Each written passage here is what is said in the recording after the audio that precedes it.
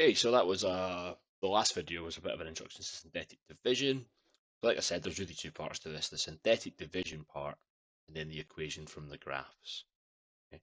So we just did a bit of synthetic division, where if it's asked to factorize, you would take it down to this form. If it asks you to solve it, you just take it one more step further, where you actually would work out what your x is going to be. Don't forget your statement where if you are asked to show that something's a factor, that your remainder is zero and therefore whatever is a factor. So I thought we could do one more of these, maybe a bit less rushed, and then we'll move on to a slightly different version of this. Okay. So let's start off. I'll just set up my synthetic division. So the minute you see this, a big polynomial, lots of terms, usually it's a cubic. You see this, and it's factors and factorizing and solving. You should be thinking synthetic division. And as if by magic, I've set up. So I've just put the coefficients in from my polynomial. Like I said before, if there's a term missing, you would have to put a zero in. The sign changes for this. This is like the solution that's in here, okay, rather than the bracket. Okay. So you have to change the sign from the bracket. The first thing I do, just pull the 2 down, and then we're multiplying the -1. We're multiplying these numbers, but then adding up. That'll be -11. Multiplying across, and then adding. That's going to be -14, then 0. So yep, remainder is equal to 0. Therefore, x take away 1 is a factor. Don't forget your statement. Maybe write the whole word remainder. Hence or otherwise solve. So now it's asking us to actually solve the entire thing. I'm just going to put that down here side. So what I've said is that, okay, well, if I divide this by this, I'm left with x plus 1. I'm also left with 2x squared take away 11x plus 14, because that's these coefficients here. Yeah, you'll notice the powers are all one less. We were cubic, squared, 1, 0, and each time we've gone down one, we've lost one of these. Okay, so now taking this up here, and all I'm going to do is factorize this term. So I just want to factorize this term with that highlight that is this guy here. To factorize him, I'll go over to this side. I'll say, right, 2x squared take away 11x plus 14 is equal to 0. I'm looking for numbers that adds to give me 2, add to give me -11, and multiply to give me 28, because I need to multiply these two numbers. So just go through your factors. 28 and 1 would be 2 and 13. This looks like 7 and 4, doesn't it? 7 and 4. So I'm going to say 2x squared. This will be 2 negatives. So 7x take away 4x plus 14, because they will add to the -11 but multiply to that positive. And then I'm going to draw my little line down, and I'm going to look for a common factor. Now at this point, I would say, wait a minute, I could find a common factor, but it'll be a bit rubbish. What would be better is if I put numbers that have got similar factors together. So let's rewrite this the other way. Let's say take away 4x, take away 7x. See how I've put the numbers with a 7 as a factor together and numbers with a 2 together. Okay, so make your life nice and easy. Make sure you do that. And common factor here will now be 2x. That'll be x2.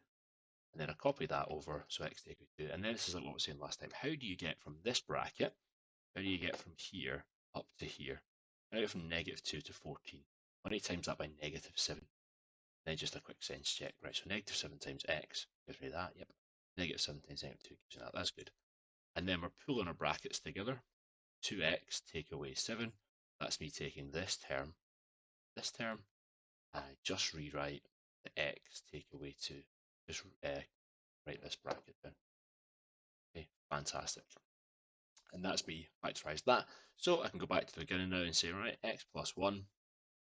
If I factorise that middle term, I'm going to get 2x take away 7 and x take away 2. To solve it, each of these brackets have to be equal to 0, so x is going to be -1, x is going to be 7 over 2, x is going to be equal to 2. Okay, that's like x plus 1 equals 0. If you're 1 over, just a bit of rearranging from that 5. So that's the most important skill, I think, from this. This is the one that comes up a lot. If you've nailed that, the different ways they'll ask you it shouldn't be too tricky. Let's zoom into this. This is the other skill. It's the graphs. So you see a graph like this, and it'll say show that that's a factor. Well, that's all we could look at. We could do more synthetic division on that. That's fine. And solve it. We absolutely could solve it. That's absolutely fine. Oh, that's a shame. This one. So actually, what I'll do is I'll draw that in. So if you did that, you would find out that this value over here is 6, and this is -2. So I'm going to change the question slightly and just say, let's write down the equation of this graph. So when you solve this equation, you'll end up with the answer of -2 and 6, which is the roots. Okay, that's why we do the polynomial. So if I wanted to write out the generic form of that equation, I would say that that's y is equal to k, x take away a, x take away b, x take away c. So y is equal to k. Now in this case, I've got roots at -2 and 6, so I'm going to say x, -2, sorry, plus 2, we change the sign, x take away 6. But you'll notice there's not a third root, is there? That's because this counts as 2 roots because it's touching the axis. So actually, I'll put a little squared up here because there's 2 of them. I could have written another x plus 2. It's just tidier just to write it as a squared. So when you're getting your roots, if you know the roots, we change the sign and we can rewrite it as a general form. If we wanted to solve for k, we'd have to substitute a point in. I thought it was worth just having a look at that. Let's have a look at a graph one. Well, hope you can read that. Okay, this actually helped you out. It's giving you the general form, which is good. It's showing you the different points it passes through. That's excellent. So find the values of a, b, and k. This is another question I was after. Okay, so I'll just write my general format. I'll say that y is equal to k, x take away a, x take away b, x take away c. Could have written add, it doesn't really matter, right? So I'll say that y is equal to k, we'll find k later, and then I'm looking at my roots. Okay, so I've got a -1 root, that'll be plus 1. I've got a 0, so that'll be x plus 0. And I've got a 2, that'll be x take away 2. I could rewrite that by saying xk, because this is just x. Actually, kx is better, isn't it? We should really be in alphabetical order. What am I thinking? So kx, that's x plus 1 and x take away 2. So right away we've actually answered. We've found out the a and we've found out the b. Now we just need to find out what k is. So we have used this, this, and this. This is the only bit of the question I've not used. And that sounds like a silly kind of easy strategy, but see if you tick off what you've done in the question. People that write them get paid a reasonable amount of money, I think. And everything they put in is not for fun. So, have a look. What have I used? What have I not used? They want you to do well. They're trying to do in the right direction. That was very nice of them to give us. So 1, 2, all we need to do is substitute in 1, 2. So my y is 2, still okay, and my x is 1. And so that will just become 1, so I'll leave that there. This bracket becomes 2. 1 take away 2 is -1. So 2 is equal to -2k, which means that k has to be equal to -1.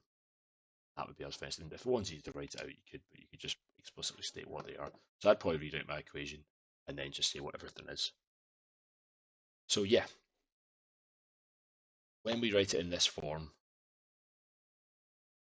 we change the sign of our roots, and then we go back and sub in.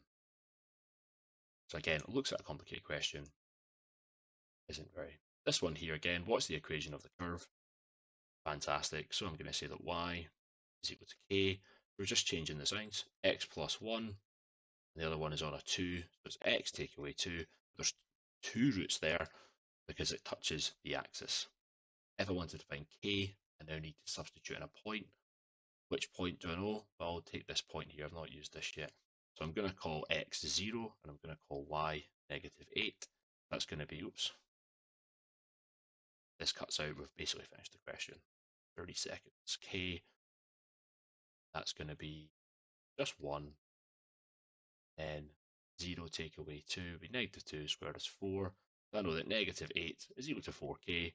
So k has to be equal to -2. Then I could rewrite the equation. So they look difficult, but you just have to remember that general formula. And if something sits on the axis, that's you got 2 roots. Okay, you're looking for 3 roots for your cubic function. Hope that was helpful.